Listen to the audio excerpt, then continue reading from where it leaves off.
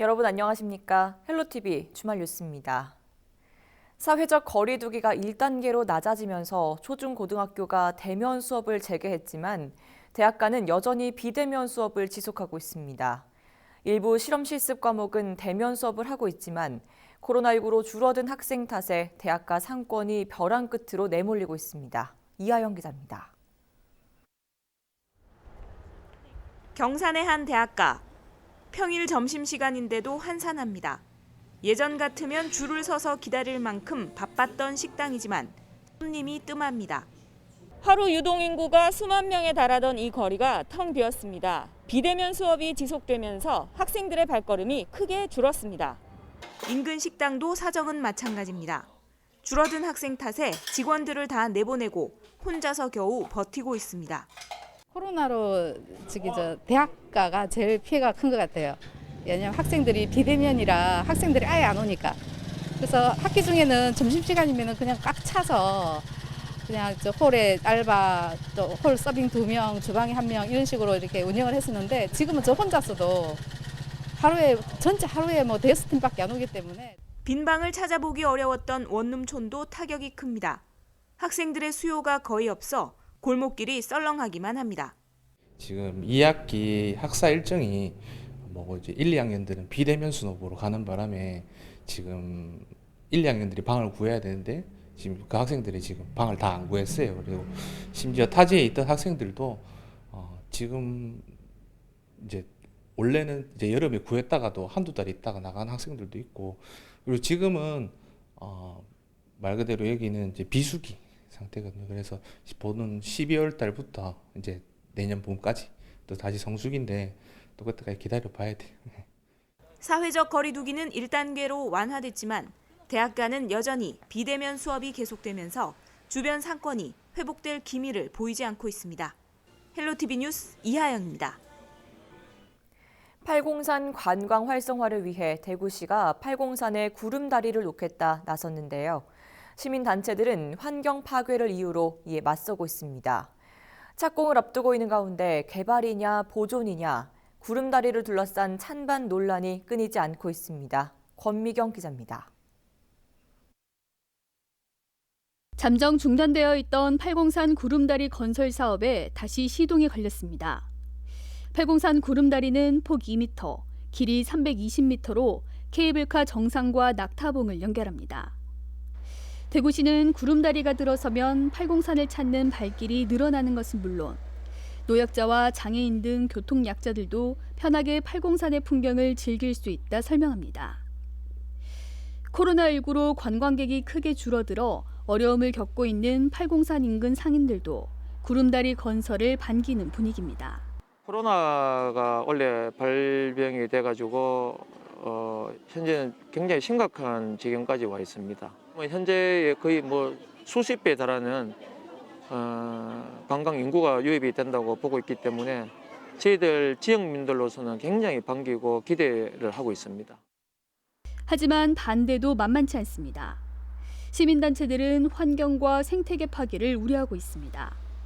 그러면서 관광객을 모으기 위해서는 건설 사업이 아닌 친환경적이고 차별화된 관광 상품을 개발해야 한다고 강조합니다. 팔공산의 생태 가치가 5조 원 이상이라고 하거든요. 그래서 이렇게 생태 가치가 높은 곳을 굳이 토목 건설을 해서 파괴를 해야 하는가? 팔공산은 우리 시민의 공공재이기 때문에 그런 식으로 일부 개발업자나 대구시의 어떤 치적으로 이루어져서는 안 된다고 생각을 합니다. 오는 2022년 완공을 목표로 조만간 건설 공사가 시작될 예정이지만 구름다리를 둘러싼 찬반 논란은 여전히 뜨겁습니다. 헬로티비 뉴스 권미경입니다. 가까운 거리를 편리하게 이동할 수 있는 공유 킥보드에 대해 들어보셨나요? 교통이 불편한 중소도시에서 대체 교통수단으로도 활용되고 있는데요. 안전모 미착용과 음주운전 등 크고 작은 민원도 제기되고 있습니다. 지금은 운전면허가 있는 사람만 탈 수 있지만 오는 12월부터는 13세 이상 누구나 탈 수 있도록 규제가 완화될 예정이어서 안전 등 대책 마련이 더욱 시급하다는 목소리가 높아지고 있습니다. 전병주 기자가 취재했습니다. 지난 9월 지역의 한 업체가 안동에서 서비스를 시작한 공유 킥보드입니다. 헬멧을 착용하지 않거나 2명이 함께 타기도 합니다. 스마트폰 애플리케이션을 통해 위치를 확인한 뒤 QR코드를 입력하면 쉽게 빌릴 수 있어 하루 평균 안동 시민 300명이 이용하고 있습니다. 최고 속도는 시속 24km로 빨리 달리는 자전거의 속도와 비슷합니다. 정해진 장소에서 대여하는 방식이 아니라 세워진 공유 킥보드를 스스로 빌리는 방식이어서 보호장구 착용 여부 등을 제대로 확인할 수 없다는 지적이 일고 있습니다. 전동 킥보드는 현행법상 자동차로 분류돼 자동차 도로만 다닐 수 있지만 인도를 이용하는 경우가 많아 사고 위험도 높습니다. 약간 자전거 전용 도로처럼 약간 그렇게 도로가 깔려 있으면 괜찮은 것 같은데 이게 진짜 인도로 다니면 되게 많이 위험해 보이거든요. 술 먹다가 보면은 그걸 타고 다니는 거 보긴 봤거든요. 위험하다고 생각합니다. 그리고 2명이서 같이 타는 것도 있고. 경찰은 무면허와 역주행, 음주운전 등 집중 단속에 나서고 있습니다. 하지만 시민 대부분은 단속 대상인 것조차 모르고 있는 경우가 많습니다. 안전벨트 착용하고, 그죠? 인도주행 안 되고, 그다음에 2인승 안 되고. 원래 도로 주행이 원칙이에요. 10월 12일부터 현재까지 21건을 단속하였습니다. 특히 음주운전에 대하여 수시 및 주 3회 단속할 예정입니다. 오는 12월 10일부터는 도로교통법 개정으로 경찰 단속 대상에서도 제외됩니다. 전동 킥보드는 자전거로 분류돼 13세 이상이면 운전면허 없이도 이용할 수 있기 때문입니다. 행정기관도 불법 적치물로만 단속할 수밖에 없는 실정입니다. 킥보드 대여업체는 법 개정 후에도 자체 규정을 강화하겠다는 입장입니다. 내부 방침을 1년 전에 확정을 했습니다. 저희는 고등학생 이상으로 가입을 받고 하게끔 유도를 하고 시스템상 가입이 안 되게. 빠르게 변화하는 스마트 시대, 사회 각 분야의 공유 문화가 자리매김하면서 공유 킥보드가 새로운 대체 교통수단으로 주목받고 있지만 도입 초기부터 안전사고와 단속의 한계에 부딪히면서 당분간 논란은 계속될 것으로 보입니다. 헬로티비 뉴스 전명주입니다. 경주시가 추석을 앞두고 지역화폐인 경주페이 혜택을 연장했었는데요. 혜택을 연장하겠다고 밝힌 지 한 달 만에 다시 캐시백 한도를 축소했습니다. 예산이 문제인데요. 시민 입장에서는 뭔가 줬다 뺏는 기분일 수밖에 없겠죠. 박은경 기자입니다. 경주시가 올 6월 출시한 지역화폐 경주페이입니다. 가입자는 3만 4천 명, 경주시민 7명 중 1명이 쓰고 있습니다. 올 연말까지 사용액 100만 원 한도로 10%를 돌려주는 캐시백 혜택 덕분입니다. 그런데 오는 21일부터는 사용액 100만 원이 아닌 30만 원까지만 캐시백 혜택이 주어집니다. 월 최대 10만 원까지 받을 수 있던 혜택은 3만 원으로 줄었습니다. 조금 늘렸으면 좋겠고요. 연말까지 꾸준히 좀 갔으면 좋겠습니다. 경주시는 당초 올해 지역화폐 발행 규모를 200억 원으로 잡았다가 3개월 만에 바닥나자 지난달 240억 원어치를 추가 발행했습니다. 추가 발행분에 대해서도 매달 사용액 100만 원까지 10% 캐시백 혜택을 약속했습니다. 그런데 한 달 만에 다시 말을 바꾼 겁니다. 저희들이 예상한 그 예산이 일부 소진될 우려가 되기 때문에 연말까지 적게 그렇게 올해 이렇게 경주페이를 쓸 수 있도록 그렇게 하향 조정을 했습니다. 문제는 혜택을 줄인다고 해도 연말까지 지속될 수 있을지 의문이라는 점입니다. 18일 기준 경주페이 사용 금액은 310억 원, 남은 예산은 130억 원에 불과합니다. 온라인 맘카페 등에서는 이미 혜택이 줄기 전에 금액이 큰 학원비 등을 미리 결제해둬야겠다는 글까지 올라옵니다. 전국 지자체 90% 이상이 발행 중인 지역화폐.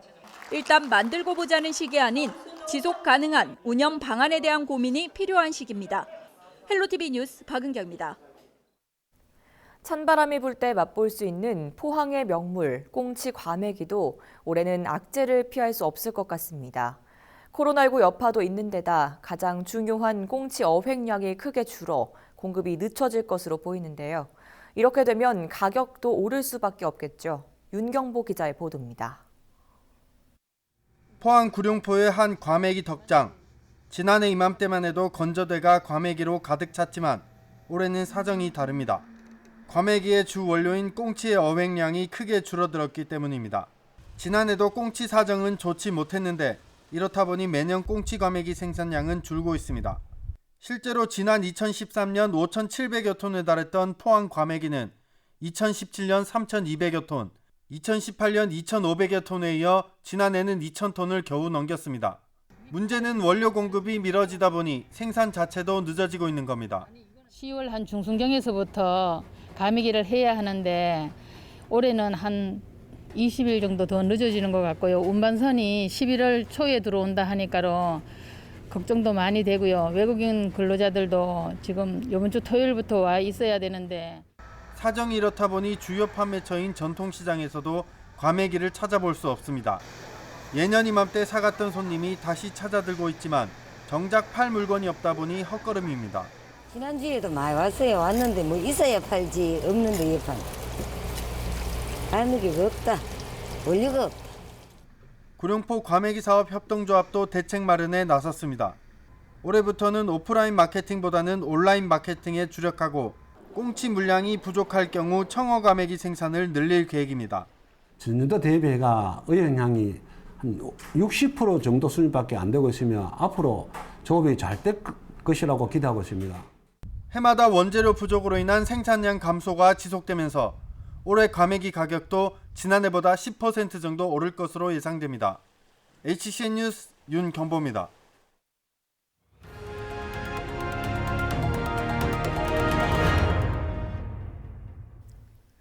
코로나19가 장기화되면서 일자리 구하기가 점점 더 어려워지고 있는데요. 노인 일자리도 마찬가지입니다. 이 가운데 일터가 있다는 안도감 속에서 일하는 즐거움까지 느낄 수 있는 일자리들이 눈길을 끌고 있습니다. 권수경 기자입니다. 자동차를 덮고 있던 묵은 때가 씻겨져 나갑니다. 기계를 든 건 64살 이철우 어르신. 스팀으로 여기에 차에 묻은 먼지나 때들을 없애는 겁니다. 은퇴를 선언했지만 코로나19 상황 속에서 가게의 보탬이 되고자 다시 일을 시작했습니다. 스팀 작업과 먼지 제거, 마무리 살균까지 차 한 대에 1시간이 훌쩍 지나갑니다. 온몸을 쓰는 전신 노동에 힘들 법도 한데 일하는 즐거움이 더 큽니다. 집에 무리하게 있는 것보다는 일하는 게 낫나 싶어서 시작했습니다. 출근할 수 있는 이제 직장이 있으니까 좋죠. 네, 음료 나왔습니다. 맛있게 드세요. 생기 넘치는 목소리에 미소까지 머금고 손님들을 맞이합니다. 평균 65세, 어르신 바리스타들이 일하는 한 카페입니다. 권경희 어르신은 내년이면 70살, 바리스타 자격증까지 갖춘 실력파 직원입니다. 40년간의 전업주부를 뒤로하고 카페에 취직한 지 벌써 5년째입니다. 또 내가 커피도 좋아하고 이러니 뭐 그렇게 크게 힘들다는 생각은 안 해봤어요. 재밌다는 생각만 했지. 수입과 함께 보람도 느낄 수 있는 다양한 분야의 노인 일자리가 눈길을 끌고 있습니다. 헬로티비 뉴스 권수경입니다. 경주의 한 산골 폐사지에서 통일신라시대 금동제 유물이 쏟아져 나왔습니다. 지금까지 발굴 조사에서 출토된 적이 없는 다양한 유물이 확인돼 관심을 모으고 있습니다. 이하영 기자입니다. 경주시 동쪽 옛 은점산의 절골입니다. 9층 목탑이 있었던 황룡사 터와는 또 다른 황룡사가 있던 곳입니다. 불교문화재연구소의 폐사지 발굴 조사를 통해 통일신라시대 금동제 유물 20여 점이 발견됐습니다. 2년 전 이곳에서는 금동 귀면 등 통일신라시대 융성한 사찰이었을 것으로 추정되는 다양한 유물이 나왔는데요. 이번에도 고고학적인 증거가 다수 확인됐습니다. 이번에 확인된 금동 귀면은 지난 조사에서 확인된 금동 귀면과 비슷하지만 크기나 수염, 귀 모양 등이 조금씩 다른 형태를 띠고 있습니다. 금동 보당 단간과 기단부는 처음으로 확인됐습니다. 금동보당이라고 그 절에 보면 단간지주와 같은 역할을 하는 건데요. 단간지주는 외부에 설치하는 거였고 그 금동보당은 실내 내부에 설치하는 미니어처라고 보시면 됩니다. 지금 저희 유구에서 확인된 그 금동보당은 통일신라시대 금동보당이고요. 잔존하는 길이로 봤을 때는 한 110cm 정도 됩니다. 그래서 우리나라에서 나온 최초의 금동보당이고 그리고 최대의 금동보당이 되는 겁니다. 직경 30cm가 넘는 금동 불상의 옷 주름 조각과 금동 사자상은 물론 금동 연봉과 촉대 받침, 장식 등은 당시 황룡사의 격이 매우 높았음을 보여주고 있습니다. 본래 여기는 황자고 황제예요. 임금 가족들이 기도했던 도랑이 아닌가 싶고요.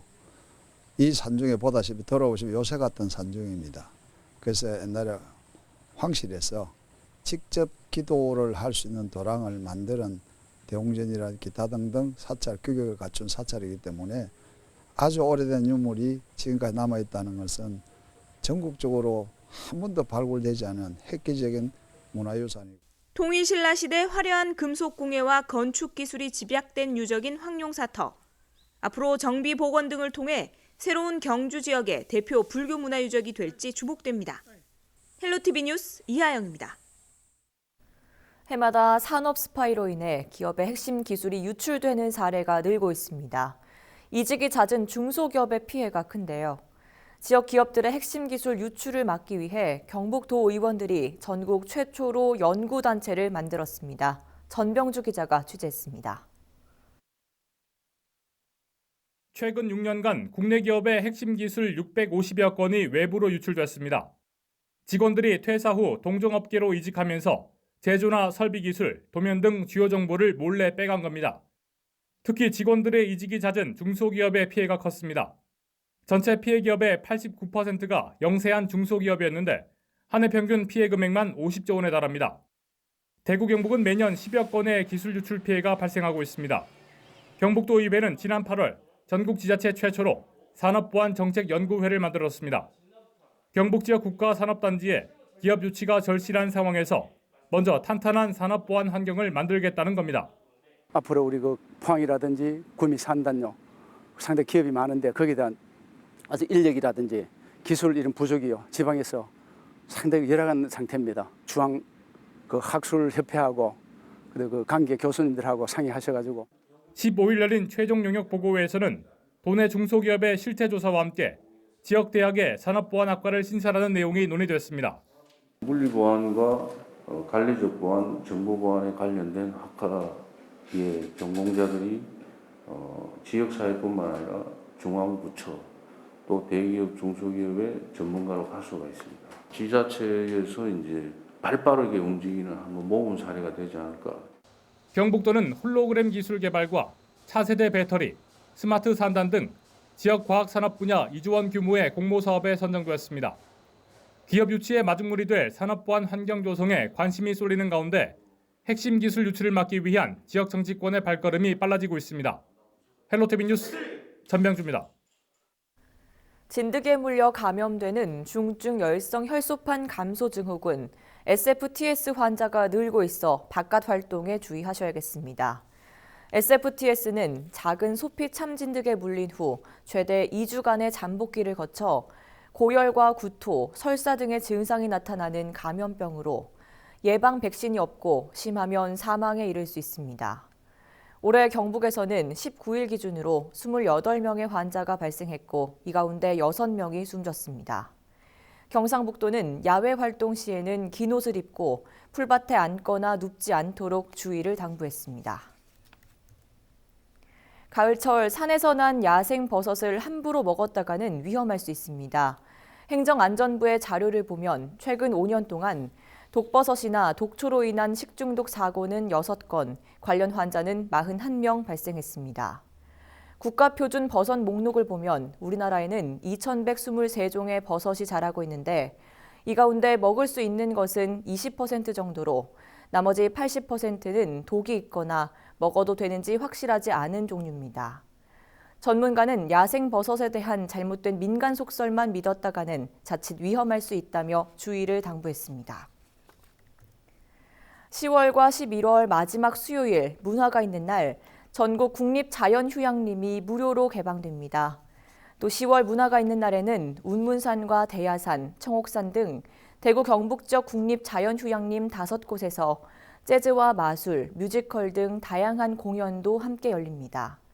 한편 입장료는 무료지만 주차료와 숙박비, 야영장 이용료 등은 별도로 부과됩니다. 이상으로 주말 뉴스를 모두 마치겠습니다. 시청해주신 여러분 고맙습니다.